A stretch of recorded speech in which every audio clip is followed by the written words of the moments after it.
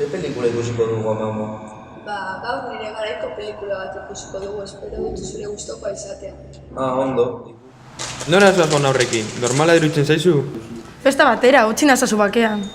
Etorri hona, horrela ez dizut utxiko kalera ateratzen. Utzi bakean, mesedez.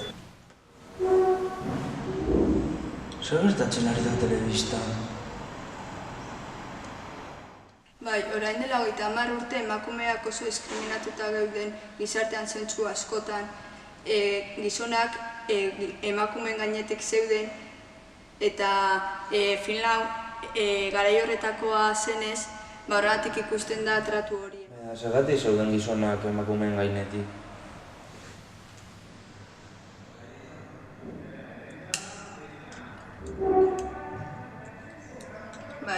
Orain dela 30 urte emakumeak eskubide gutxiago genituen eta adibidez, lanpostu bat bilatzerako orduan gizonak erraztasun gehiago zeukaten.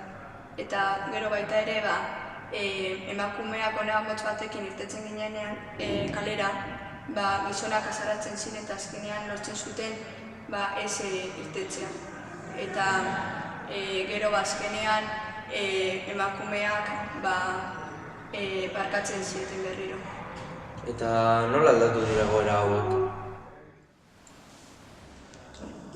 Greba asko egin genituen dauzkagun eskubideak lortzeko eta gizonen indarkeria ezabatzeko. Eta mugimendu feminista bat zegoen eta gure helburua zen gizonak eta emakumeak berdinak garela ikustarazteko. Eta zu feminista zinen?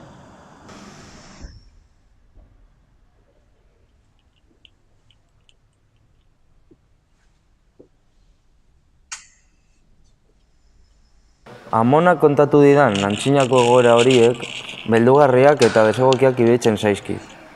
Zoriontsu sentitzen naiz egoera hauek aldatu direlako eta gaur egun ez direlako existitzen.